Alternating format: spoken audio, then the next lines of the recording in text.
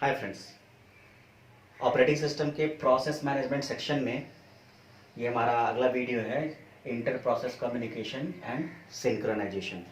So in this video we are going to study about the concurrency, the inter process communication, synchronization, critical area or section and race condition. So first of all we have to try to understand about the concurrency. So when we talk about concurrency, that means concurrent, parallel, something parallel. So concurrency specifies when two sequential process are executing in parallel manner.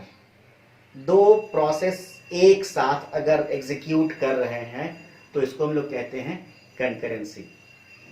अब ये concurrency और ये inter process communication operating system में इसकी जरूरत क्यों है, तो उसके पीछे कारण ये है कि अभी जब सिस्टम में एक प्रोसेस ही एग्जीक्यूट हो रहा था तब तक ठीक था, लेकिन जब बात मल्टीटास्किंग सिस्टम की आती है, मतलब और multi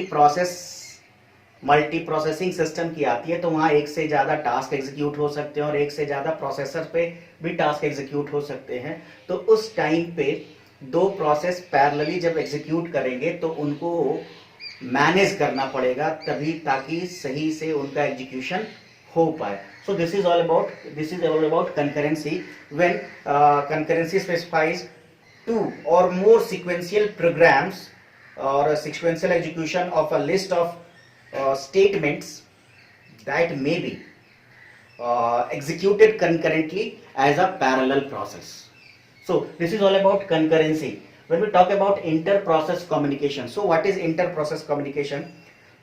When we talk about multitasking system or multi-process system or time-sharing system, तो इन सारे सिस्टम में क्या होगा कि एक प्रोसेस को दूसरे प्रोसेस से कम्युनिकेट करने की जरूरत पड़ सकती है. There is a need to one process can communicate with another process.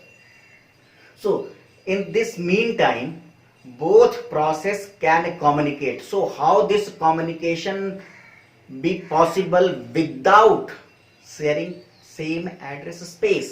क्योंकि जब हम लोग सेम एड्रेस स्पेस की बात करते हैं तो हर प्रोसेस का अपना एक मेमोरी एरिया होगा जहां पे उसका अपना डेटा होगा. तो वो डेटा को बिना शेयर किए हुए दोनों प्रोसेस आपस में कम्युनिकेट कर सके. और दो प्रोसेस वो एक मशीन पे भी हो सकता है या फिर दूसरे मशीन पे भी हो सकता है, नेटवर्क के थ्रू कम्युनिकेट हो. जब हम लोग डिस्ट्रीब्यूटेड सिस्टम की बात करते हैं वहां पे भी हो सकता है, क्योंकि एक प्रोसेस डिस्ट्रीब्यूटेड सिस्टम पे इसको आप बेहतर तरीके से समझ सकते हो कि सेम एक प्रोसेस 3-4 सिस्टम पे या 3-4 प्रोसेस पे उसका एग्जीक्यूशन हो रहा है, तो सेम टाइम पे पैरेलली जब एग्जीक्यूट हो रहे हैं तो उनके बीच में कम्युनिकेशन जरूरी है.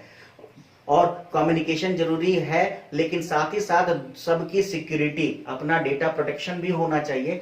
तो inter process communication is a function of operating system. ये ऑपरेटिंग सिस्टम एक फैसिलिटी हमें प्रोवाइड करता है और ये इंश्योर करता है कि दो या उससे अधिक प्रोसेस आपस में कम्युनिकेट कर सकते हैं, वो सेम सिस्टम पे भी हो, दूसरे सिस्टम पे भी हो, नेटवर्क से जुड़े हुए हो तो भी. तो this is called inter process communication. और जब ऐसी बात हो रही है, यानी दो अलग अलग सिस्टम पे प्रोसेस कम्युनिकेट हो रहे हैं एक साथ और उनके बीच में कम्युनिकेशन है, तो इसको मॉनिटर करना बहुत ही इंपॉर्टेंट है. तो मॉनिटर करने के लिए प्रोसेस मैनेजमेंट का कुछ मॉड्यूल्स होगा या कुछ प्रोग्राम होगा जो इन सारी चीजों को हैंडल करेगा. तो this is all about inter process communication. When we talk about the third topic, which is synchronization. So what is synchronization? So synchronization is basically what? When there are several tasks and several system और several resources और सभी आपस में communicate कर रहे हैं और एक साथ काम कर रहे हैं, तो उनके बीच में एक अंडरस्टैंडिंग होनी जरूरी है कि कौन पहले कौन से टास्क को एग्जीक्यूट करेगा, कौन बाद में करेगा, किसका टास्क पहले आएगा, ये काम पहले होगा या वो काम पहले होगा. सो all they need to synchronize with each other because they are communicate with each other. तभी कंकरेंसी कंट्रोल हो पाएगा, अदरवाइज पॉसिबल नहीं है. नहीं तो ऑर्डरिंग अगर सही नहीं होगा तो कुछ काम पहले जो होना था बाद में जो होना था वो पहले होगा, तो रिजल्ट अफेक्टेड हो सकता है. So synchronisation is basically ordering of events.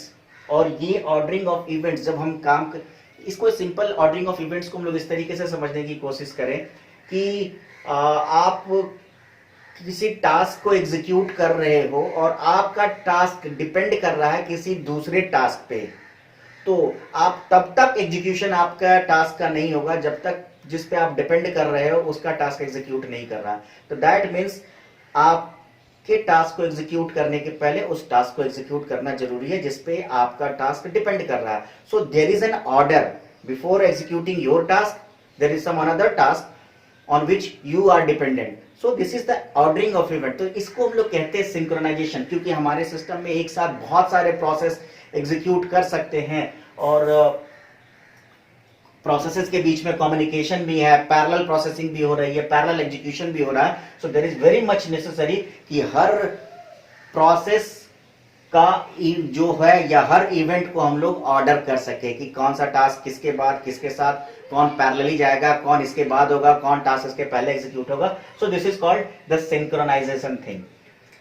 The next thing we have which is known as critical section. It is very much important. ये क्रिटिकल सेक्शन क्या होता है, इसको हम लोग बोलते हैं कहीं कहीं क्रिटिकल एरिया भी बोलते हैं.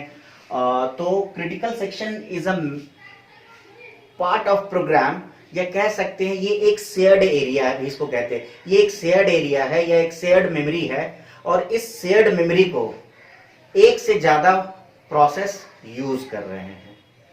तो यानी ये एरिया जो है, ये मेमोरी जब इसको एक से ज्यादा प्रोसेस इस्तेमाल कर रहे हैं किसी का अपने टास्क को एग्जीक्यूट करने के लिए, that means this area is shared area. और जब ये शेयर्ड एरिया है दैट मीन्स यहाँ पे ये जो एरिया है इस ये प्रोटेक्शन की जरूरत ज्यादा पड़ जाती है क्योंकि ये फ्री एरिया बन चुका है. सो इस फ्री एरिया को या इस शेयर्ड एरिया को मॉनिटर करना बहुत इंपॉर्टेंट है. तो इस फ्री एरिया को या शेयर्ड एरिया को मॉनिटर करने की जरूरत क्यों है? लेट सपोज कि हमारे पास एक टास्क है टास्क ए और एक दूसरा टास्क है टास्क बी और एक तीसरा टास्क है टास्क सी. हमारे पास एक एरिया है जिसको हम लोग कह रहे हैं क्रिटिकल एरिया, क्रिटिकल एरिया 1. और टास्क ए, टास्क बी और टास्क सी, ये तीनों के तीनों इस क्रिटिकल एरिया को या इस शेयर्ड एरिया को यूज कर रहे हैं. सो बेसिकली हुआ क्या कि टास्क ए ने कोई टास्क परफॉर्म किया और यहां पे अपना रिजल्ट कुछ स्टोर किया. लेट सपोज उसका रिजल्ट 7 था और ये दूसरा इवेंट इसके पास आ गया. उस इवेंट को एग्जीक्यूट करने के लिए अब ये दूसरा इवेंट को एग्जीक्यूट कर रहा है और इसको अपने इस रिजल्ट को यहाँ इस क्रिटिकल एरिया पे स्टोर कर रखा है.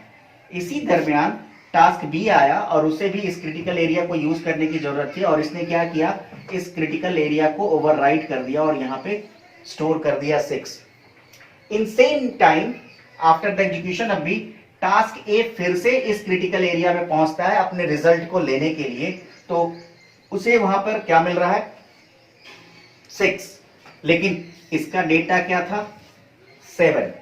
सो इट मीन्स कि इसको जो रिजल्ट मिल रहा है इस क्रिटिकल एरिया पे वो सही डेटा इसको नहीं मिल पा रहा है.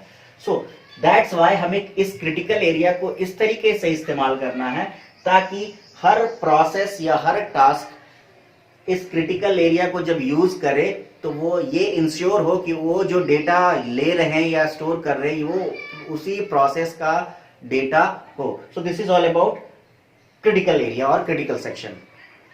Now we have the next thing which is known as race condition. So what is a race condition? तो जैसे भी हमने इस एग्जाम्पल को देखा, अब रेस कंडीशन क्या है. लेट सपोज दो पैरेलल प्रोसेस है और दो प्रोसेस एक सेम एरिया को यूज कर रहा है, सेम वेरिएबल को अपडेट करना चाह रहा है सेम टाइम पे. क्योंकि ये शेयर्ड है और शेयर्ड होने का मतलब है कि दोनों प्रोसेस ए और प्रोसेस बी दोनों इस वेरिएबल को एक ही अपडेट करना चाहते हैं साइमल्टेनियसली, तो अब यहाँ पे जो रिजल्ट मिलेगा हमें वो अनप्रेडिक्टेबल होगा। वो रिजल्ट टास्क ए का है या टास्क बी का है। It is difficult to predict whose result is stored at this critical area because this area is shared among these two process, और दोनों प्रोसेस साइमल्टेनियसली इस क्रिटिकल एरिया को या इस शेयर्ड मेमोरी को यूज करना चाह रहे हैं।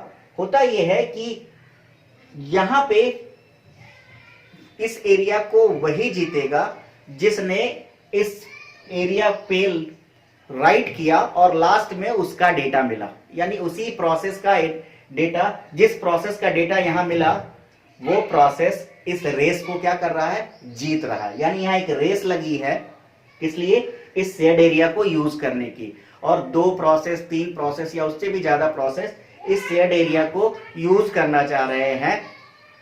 तो वही प्रोसेस जीतेगा रेस जिसका डेटा यहां पे मिलेगा। मतलब बात यही हुई कि जिसका डेटा यहां लास्ट में मिलेगा वो ये रेस जीत रहा है, और इसी कंडीशन को हम लोग कहते हैं रेस कंडीशन। और इस रेस कंडीशन को अवॉइड करने के लिए ऑपरेटिंग सिस्टम हमें बहुत सारी फैसिलिटीज प्रोवाइड करता है। तो वो सारी फैसिलिटीज कौन है, वो सारी फैसिलिटीज या प्रोसीजर्स को हम लोग अगले वीडियो में देखेंगे। इस वीडियो में इतना ही। Thank you.